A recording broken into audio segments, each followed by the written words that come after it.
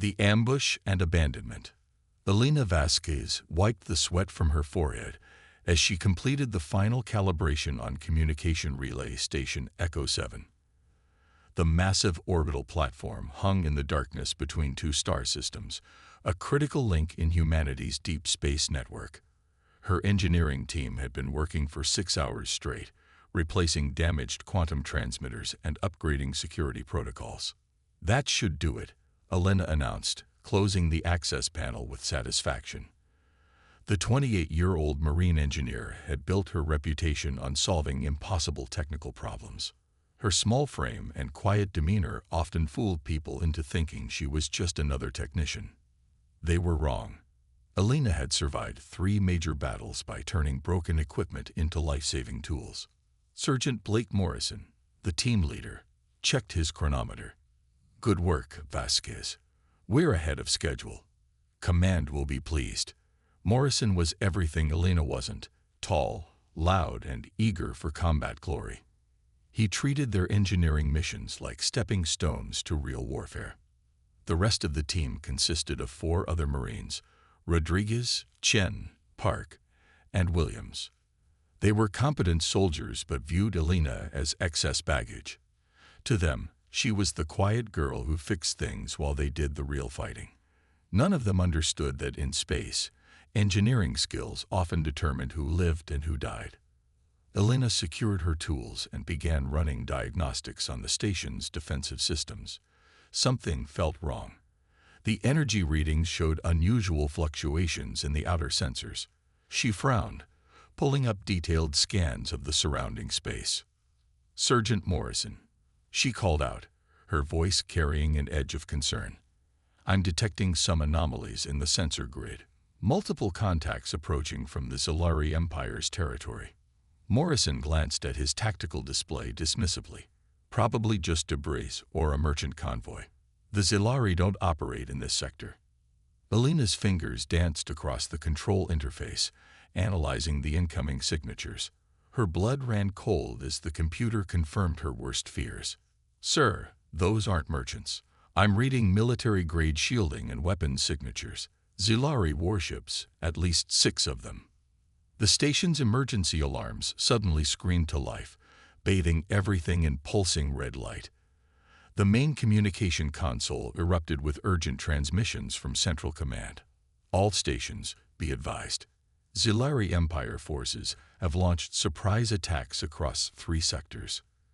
Consider all Zilari contacts hostile. Repeat, all Zilari contacts hostile." Morrison's face went pale as he realized the gravity of their situation. Station Echo 7 was a civilian facility with minimal defensive capabilities.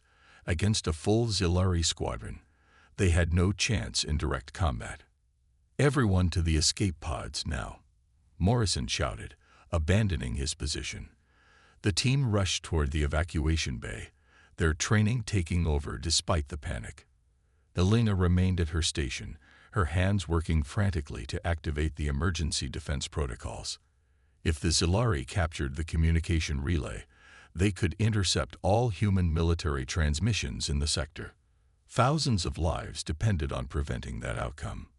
"Vasquez, what are you doing?" "Move," Morrison screamed from the evacuation bay. "I need 2 more minutes to wipe the communication codes and activate the self-destruct sequence," Elena called back, her voice steady despite the chaos around her. The station shuddered as Zilari weapons struck the outer hull. Through the reinforced windows, Elena could see sleek reptilian warships positioning themselves around the platform. The Zilari were known throughout the galaxy for their military precision and ruthless efficiency. Their ships moved with predatory grace, surrounding Station Echo 7 like hunters cornering wounded prey. "There's no time. The whole station is going to blow." Morrison's voice carried a note of desperation. Elena could hear the escape pod engines starting up. She looked up from her console, meeting Morrison's eyes across the command center. "Give me 30 seconds. I can lock them out of the primary systems." Morrison hesitated for a moment, then shook his head. "Sorry, Vasquez. We can't wait." The escape pod bay doors slammed shut. Alina heard the distinctive whine of launching pods as her team abandoned her to face the Zilari alone. She had always known that Morrison was ambitious and self-serving, but she never imagined he would leave a fellow Marine behind. The station lurched violently as Zilari boarding pods attached to the hull. Alina could hear the distinctive sound of plasma cutters slicing through metal. She had perhaps 3 minutes before enemy forces breached the command center. Her fingers flew across the control interface, implementing emergency lockdown procedures.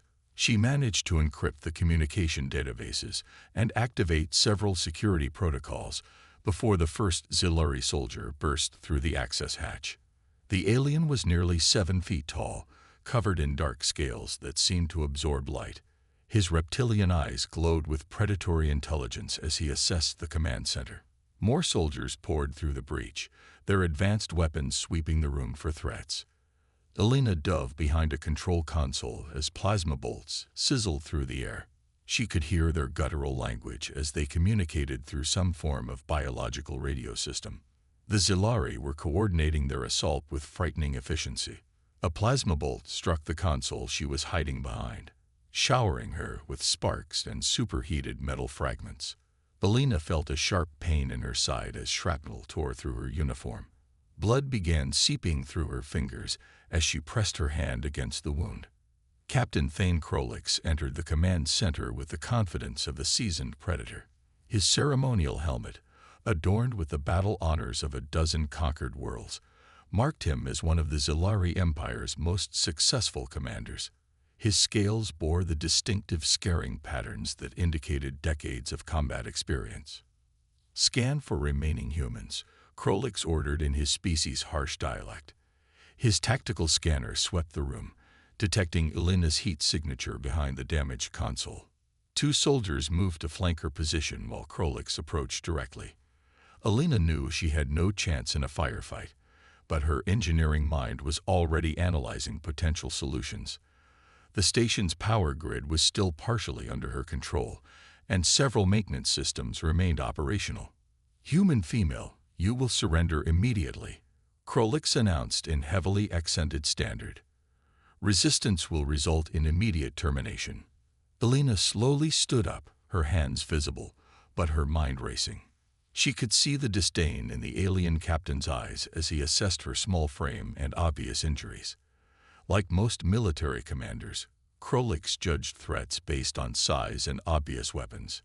He had no way of knowing that Alina's real weapon was her ability to turn any environment into a tactical advantage. "You are wounded," Krolix observed, noting the blood seeping through her uniform. "Medical analysis indicates significant internal trauma. You will expire within 4 standard hours without treatment."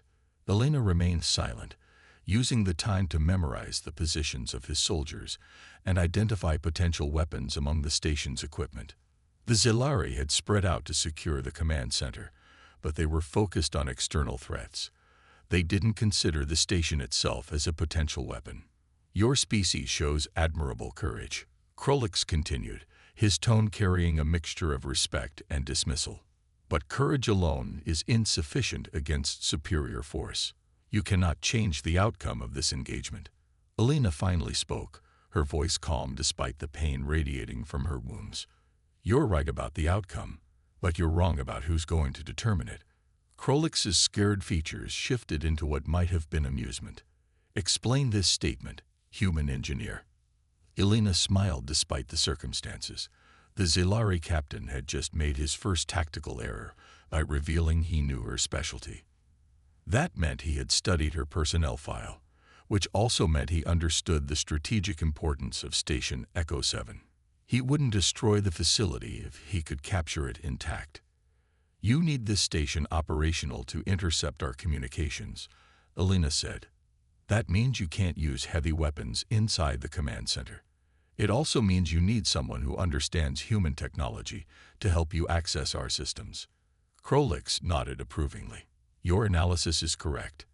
However, we do not require your cooperation. Zilari technical specialists are highly capable." Alina's smile widened. "Are they capable of dealing with a Phoenix Protocol lockdown?" The alien captain's expression changed subtly. The Phoenix Protocol was a legendary human defensive measure, more myth than reality among alien intelligence services.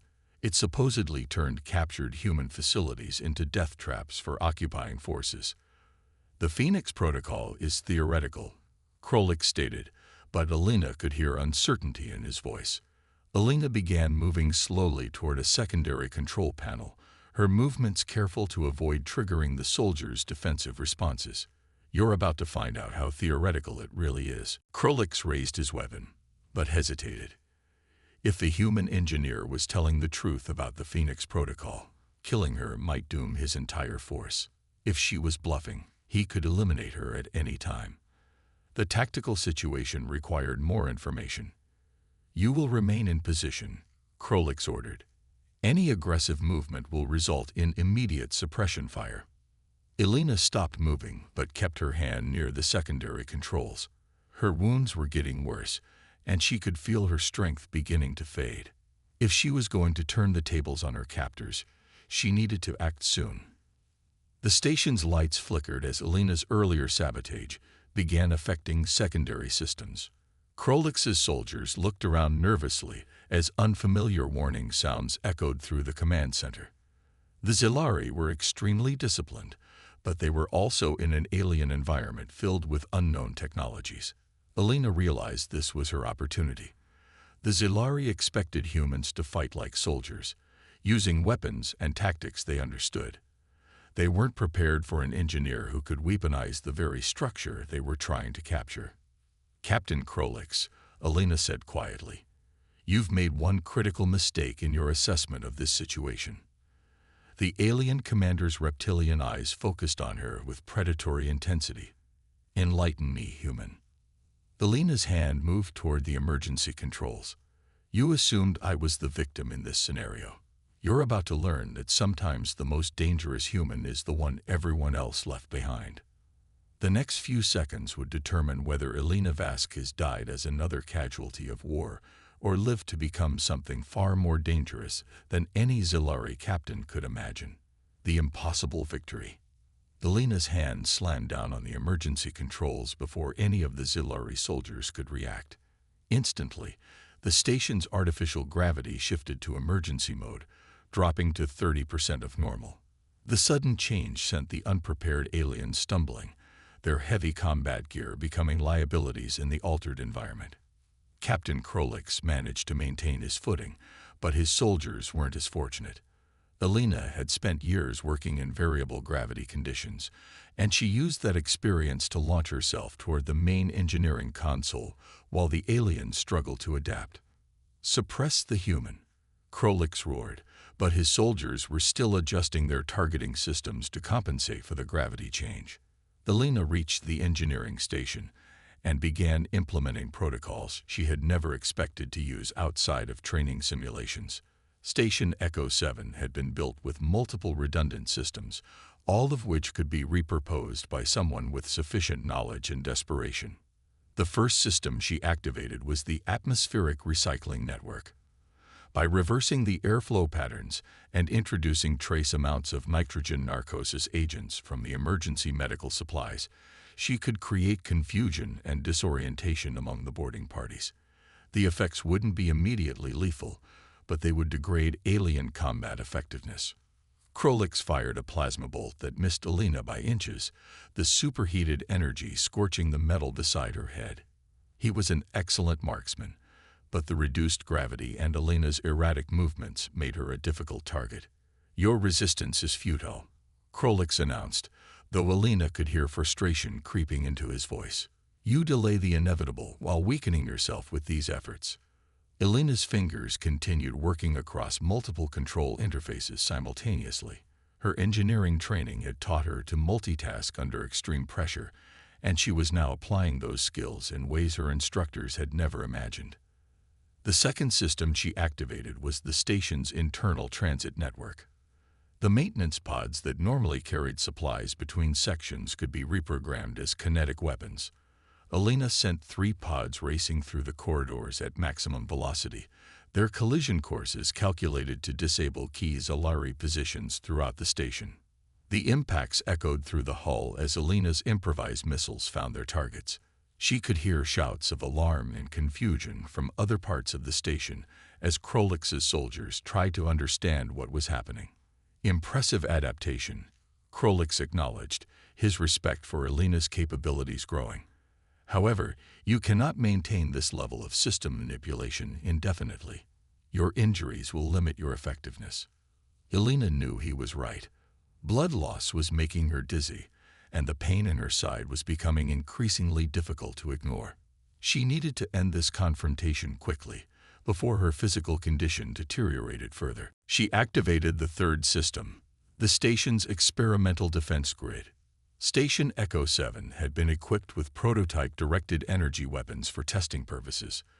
The weapons weren't designed for internal use, but Alina began recalibrating their targeting parameters to work inside the station's hull. Krolix's tactical scanner detected the energy buildup, and his eyes widened in alarm. Impossible. Human defensive systems cannot operate within occupied structures without destroying the installation. Alina smiled grimly as she continued her modifications. They can if you're willing to sacrifice structural integrity for tactical advantage. The question is, are you prepared to die for the Zilari Empire's expansion goals? The alien captain's scaled features shifted into something resembling admiration. He had fought humans before, but never one who demonstrated such creative ruthlessness. Alina was turning the station itself into a weapon, showing no concern for her own survival if it meant defeating her enemies. You destroy yourself to prevent our victory? Krolix asked. Alina's response was to activate the first energy cannon. The directed beam sliced through two bulkheads and barely missed one of Krolix's soldiers. The alien warrior dove for cover as metal panels began falling around him. I won't have to destroy myself, Alina replied calmly. I just have to make the station too dangerous for you to occupy. Your mission was to capture this facility intact. If I make that impossible, you'll have to withdraw. Krolix realized she was correct. The Zilari Empire needed Station Echo 7 functional to serve their strategic objectives. If Alina could damage it beyond their ability to repair, the entire operation would become pointless. But Captain Krolix hadn't earned his reputation by accepting defeat easily. He began moving toward Alina's position with predatory patience, using his superior physical capabilities to close the distance despite the challenging environment. Alina saw him approaching and activated the fourth system, the station's emergency manufacturing bay. The automated systems began producing improvised weapons using whatever materials were available. Within minutes, she would have access to tools specifically designed to level the playing field against armored opponents. Your resourcefulness is remarkable, Krolix admitted as he continued his approach. But you cannot overcome the fundamental laws of physics. I am stronger, faster, and better armed than you are. Alina's reply came in the form of superheated metal fragments launched from the manufacturing bay's assembly arms. The improvised projectiles forced Krolix to take cover behind a support beam, while Alina repositioned herself near the station's central power core. Strength and speed aren't everything, Captain, Alina called out. Sometimes intelligence and creativity matter more. She began implementing the fifth system, overloading the power distribution network to create localized electromagnetic pulses. The effect would disable Zilari equipment while leaving human systems, which were hardened against such interference, largely functional. The first pulse knocked out half of Krolix's soldiers' weapon systems and completely scrambled their communication gear. Alina could hear their confused voices as they tried to re-establish contact with their command structure. Krolix himself seemed unaffected, his equipment apparently shielded against such attacks. He resumed his advance toward Alina's position, his ceremonial helmet gleaming under the emergency lighting. You fight like no human I have encountered, Krolix observed. Your tactics are unconventional but effective. Under different circumstances, I would have valued you as an opponent worthy of respect. Alina was now working on the sixth system, the station's life support network. By manipulating oxygen levels and introducing trace amounts of various atmospheric components, she could create conditions that favored human physiology over Zelari biology. Under different circumstances, Captain, you wouldn't have abandoned me to die. Elena replied. Your mistake was assuming I would accept that fate quietly. The atmospheric changes began affecting the remaining Zelari soldiers almost immediately. Their reptilian respiratory systems were less adaptable than human lungs, and Elena's modifications made breathing increasingly difficult for them. Krolix's advance slowed as he too began feeling the effects of the altered atmosphere. His tactical scanner showed dangerously low oxygen levels throughout the station, but his analysis also revealed that the human engineer was suffering from the same conditions. You will suffocate yourself along with us, Krolix pointed out, his breathing becoming labored. Elena's response was to activate the seventh and final system, the station's experimental stasis field generators. The technology was designed to preserve biological samples for long-term storage, but Elena had reconfigured it to create localized time dilation effects. The field generator created a bubble of slowed time around Krolix's position, reducing his movement speed to a crawl while leaving Elena unaffected. The alien captain found himself trapped in a temporal prison, unable to complete his advance or retreat to safety. Impossible, Krolix managed to say, his words distorted by the time dilation effect. This technology does not exist. Elena stood up slowly, her wounds making every movement painful. It exists now, Captain. Human engineering capabilities tend to expand rapidly under extreme circumstances. She walked over to where Krolix was trapped in the stasis field, her movements careful and deliberate. The alien commander's eyes tracked her approach, filled with a mixture of rage and grudging respect. Your mission was to capture this station and use it against my people, Elena said quietly. Instead, you've learned something much more valuable. Humans become exponentially more dangerous when you corner them. Elena reached for Krolix's ceremonial helmet, her fingers working to release the magnetic locks that secured it to his armor. The helmet was a work of art, decorated with precious metals and inscribed with battle honors from across the galaxy. This will serve as proof of what happened here, Elena continued, lifting the helmet from Krolix's trapped form. When other alien commanders hear this story, they'll understand that abandoning humans to die is a tactical error with severe consequences. The stasis field was only temporary, but it had bought Elena the time she needed to complete her preparations. She activated the station's emergency beacon, sending a coded transmission to the nearest human forces. The message contained a full tactical report and a request for immediate evacuation. As the stasis field began to dissipate, Elena made her way to the secure communications booth near the command center.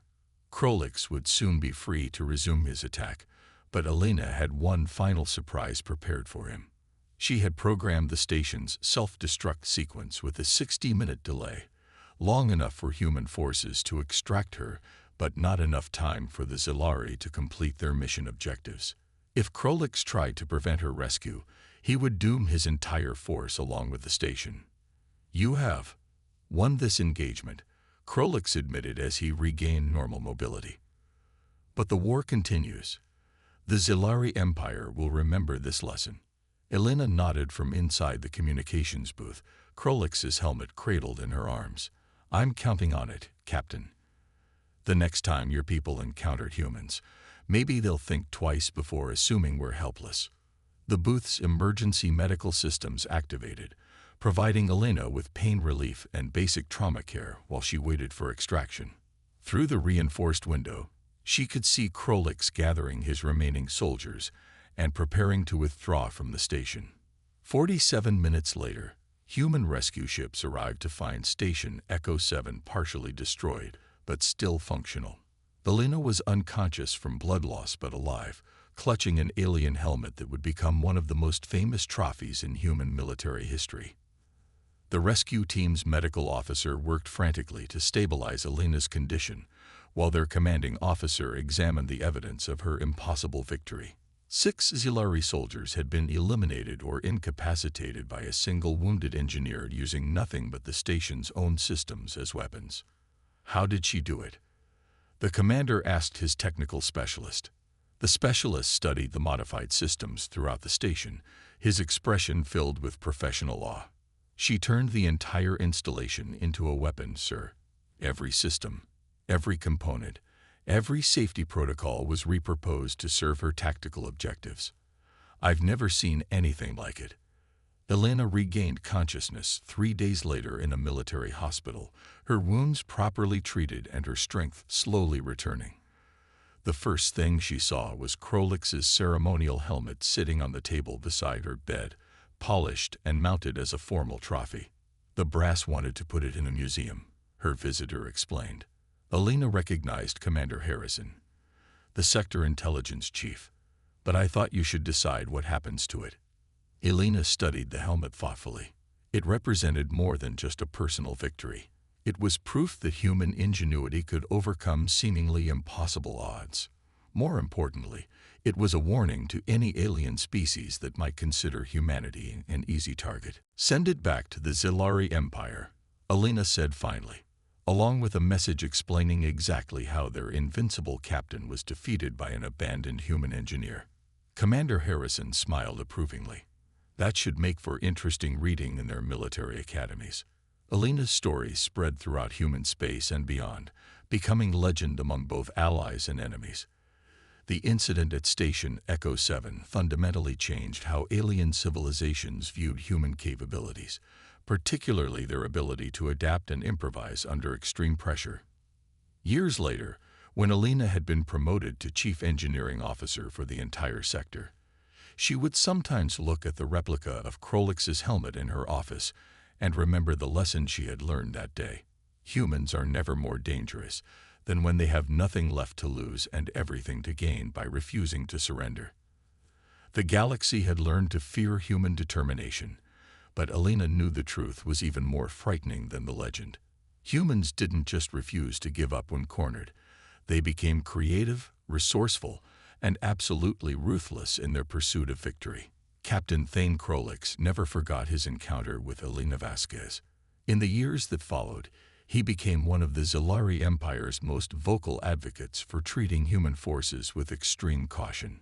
His recommendations helped prevent several potential conflicts by convincing alien commanders that humans were too unpredictable and dangerous to engage without overwhelming superiority. Elena's victory at Station Echo 7 proved that in the vast darkness of space, human ingenuity could triumph over superior numbers, better technology, and centuries of military tradition. All it required was someone willing to turn the impossible into the inevitable, one creative solution at a time.